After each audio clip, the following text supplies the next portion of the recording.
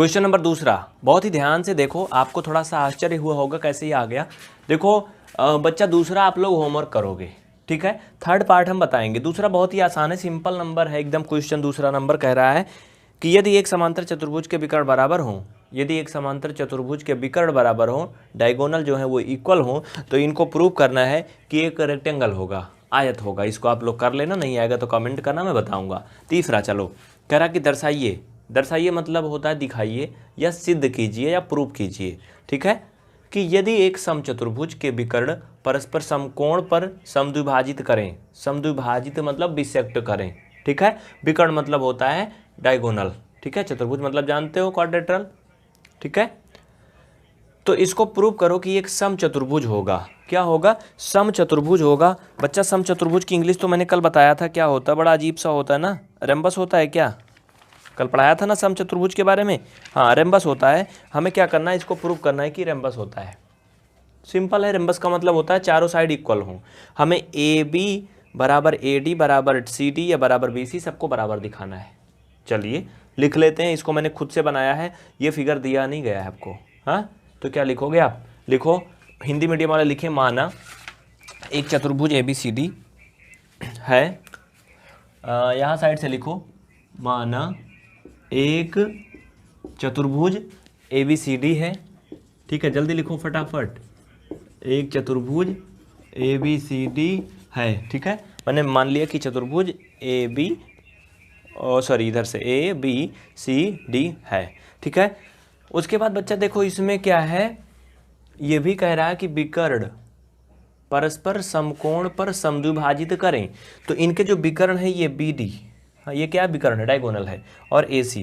तो नीचे आप क्या लिखोगे, यहाँ लिखो ए सी व बी डी है तथा ए सी व बी डी एक दूसरे को कहाँ पे काट रहे हैं, कहाँ पर विसेक्ट कर रहे हैं, समद्विभाजित कर रहे हैं, बिंदु ओ पर। ओ पर ना, लिखो एक दूसरे को बिंदु ओ पर, कहाँ पर, लिखो लिखो, बिंदु ओ पर समद्विभाजित करते हैं। क्या करते हैं? समद्विभाजित करते हैं, ठीक है। हाँ क्लियर, चलो आगे बढ़ें, जल्दी करो। इतना हो गया। देखो बच्चा, इसमें एक बात और भी है, अगर ये बी डी और ए सी अगर एक दूसरे को विसेक्ट कर रहे हैं तो ये लंबाई भी बराबर होगी। ओ ए, ओ सी, ओ बी और ओ डी बराबर होगी। भाई सिंपल सी बात है ना, बराबर होगी, चूंकि विसेक्ट कर रहे हैं। तो लिखो ओ ए बराबर ओ ए बराबर ओ सी, और ये भी बराबर होंगी किनके? ऐसा तो नहीं कह सकते हम कि अगर ओ ए ओ सी के बराबर है तो ये बी डी ओ बी के बराबर भी है, लेकिन हाँ ओ ए ओ सी के बराबर होगी और ये ओ बी ओ डी के बराबर होगी। विसेक्ट कर रहे हैं तो इनको बराबर सबको नहीं सिद्ध कर सकते हो, नहीं। O B equal O D ये है, ठीक है, जिसे अकॉर्डिंग ये बोल रहा है। और हाँ, और आगे आप लिखो, चूँकि ये सभी को समकोण पे काटते हैं, यहाँ पर लिखा है समकोण पर काटते हैं, यानी हमारा जो ये एंगल बनेंगे बच्चा, ये एंगल सब में 90 बनेंगे, बोलो बनेंगे ना।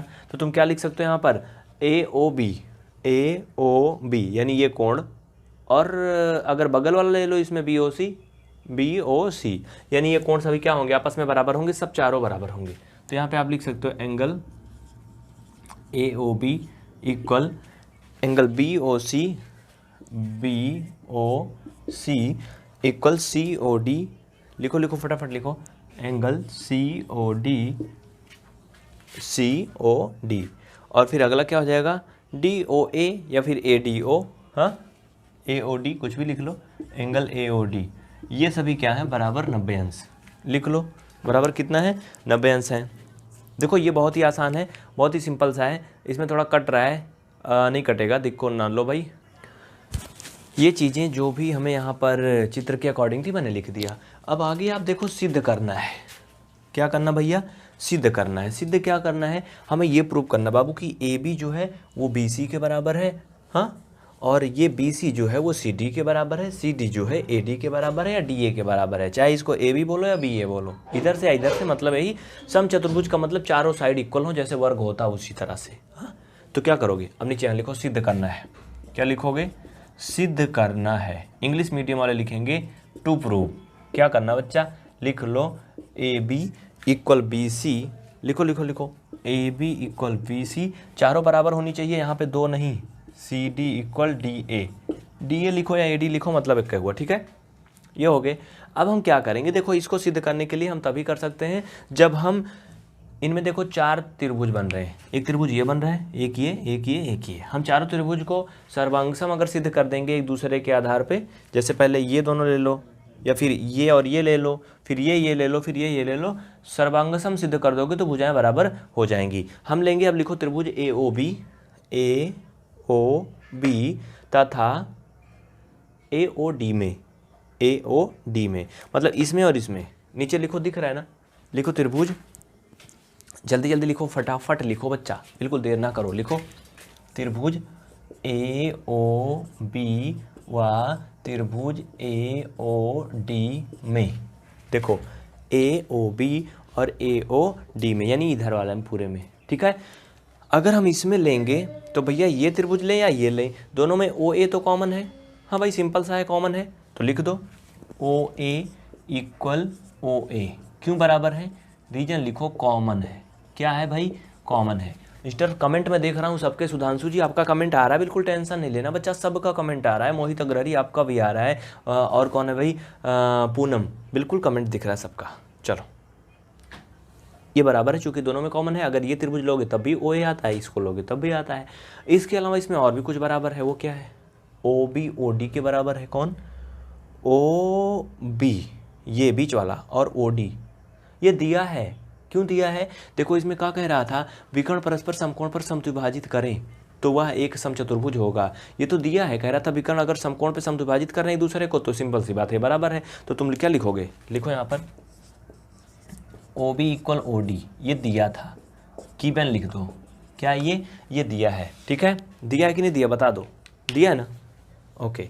अब क्या करोगे, देखो इसमें कोण भी तो बराबर है, कौन, ए ओ बी, यानी ये कोण भी क्या है 90 है, ओ सॉरी ओ क्या है 90 है ना, ए ओ बी अगर इस त्रिभुज में लें तो ये ओ 90 है, और ए ओ डी इसमें भी ओ 90 है, तो तुम क्या लिख सकते हो, लिखो लिखो ए ओ बी बराबर, लिखो लिखो लिखो भाई लिखो, नीचे दिख रहा है कि नहीं दिख रहा है यार, नीचे मुझे लग रहा कट रहा है ना, चलो नीचे मैं दिखाने की कोशिश करता हूँ भरपूर, लिखो कोण ए ओ बी बराबर कोण ए ओ डी, ठीक है, जल्दी लिखो ए ओ डी,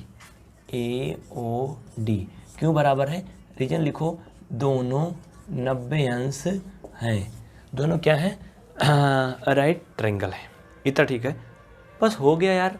अगर इसमें भुजा बराबर हो गई, ए ओ ये बराबर हो गई, दो भुजा एक कोण बराबर हो गया, अब तुम लिख सकते हो, क्या लिख सकते हो, जल्दी लिखो लिखो लिखो लिखो फटाफट लिखो, अतः ट्रायंगल ए ओ बी, क्या ए ओ बी कैंग्रुएंस टू, हमारे में यहाँ आगे जगह नीचे लिख दे रहा हूँ, ये congruence to A O D सर्वांगसम हो गए, क्यों हो गए, कैसे हो गए, तुम यहाँ पे देखो, ये भुजा भुजा कोण, क्या लिखोगे एस एस ए, रीजन लिख दो ब्रैकेट में बाई एस एस ए, और हमने आपको पढ़ाया सीपीसीटी रूल से, अगर कोई दो त्रिभुज जो है वो सर्वांगसम होते हैं, कैंग्रुएंस होते हैं, तो उनकी करस्पॉन्डिंग साइड इक्वल होती हैं, तो तुम कह सकते हो ए बी ए डी के बराबर है, बोलो है कि नहीं, लिख लो, अतः A B equal A D, क्यों बराबर है, ये क्यों बराबर है, रीजन लिखो बाई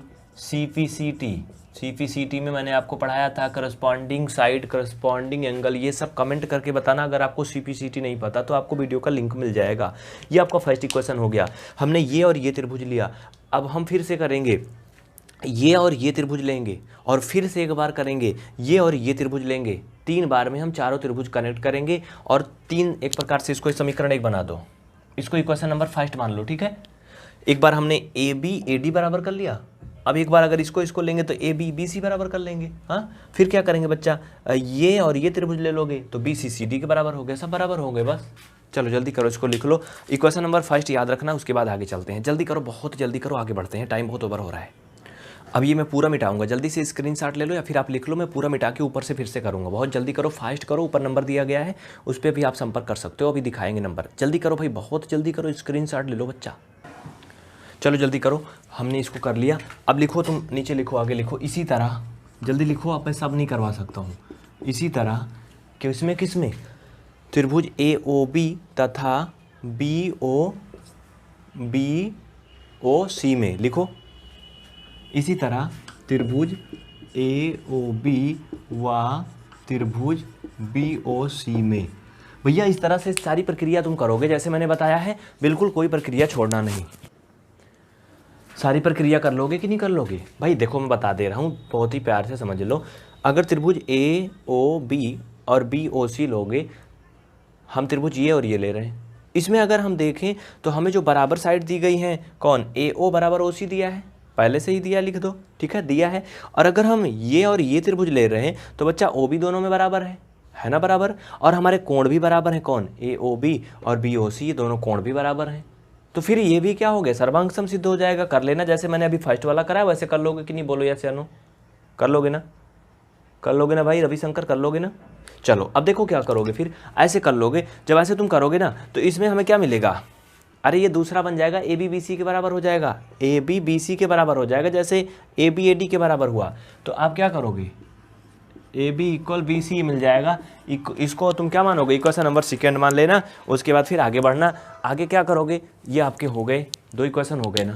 अभी फर्स्ट इक्वेशन मैंने यहाँ पे लिखा था, उसको मत भूलना। ये AB इक्वल AD हमने सिद्ध कर दिया ऑलरेडी, इसको मत भूलना।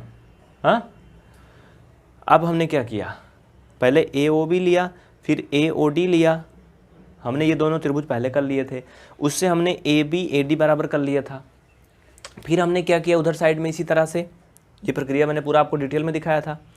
AOB लिया और BOC लिया, यानी ये त्रिभुज लेके हमने BC को किसके बराबर कर दिया? AB को BC के, सॉरी AB को BC के बराबर कर दिया।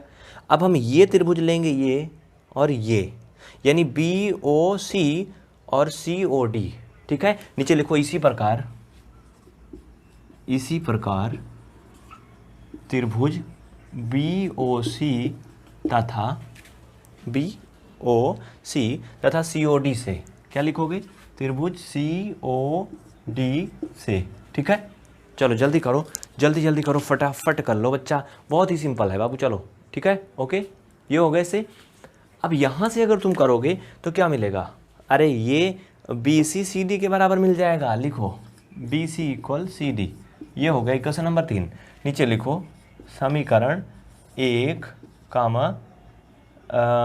2 व 3 से सिद्ध हुआ, ठीक है, सिद्ध हुआ। एक बात और बता दें, अगर एग्जाम में करना तो जैसे मैंने पहला प्रक्रिया पूरा कराया था ना, उसी तरह से तुम दूसरा और तीसरा भी पूरा करोगे। मैंने नहीं किया क्योंकि मेरे पास टाइम कम है, ठीक है। सिद्ध हुआ चतुर्भुज, लिखो सिद्ध हुआ चतुर्भुज ABCD एक समचतुर्भुज है। क्या है? समचतुर्भुज है, मतलब रेम्बस है, ठीक है।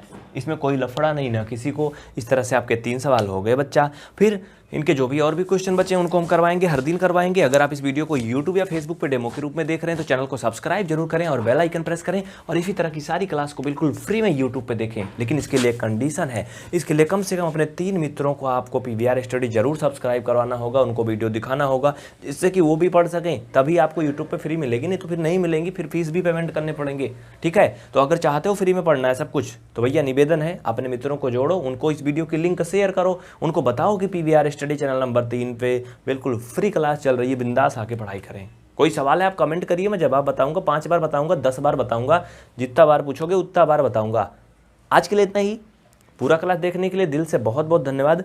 मिलेंगे फिर अगली क्लास में फिर से PVR स्टडी चैनल नंबर 3 पे शाम 7 बजे से, और PVR स्टडी इलाहाबाद चैनल पे सुबह 5 बजे से, और भी हर जगह अलग अलग टाइम है, आप कमेंट करना, बता दिया जाएगा।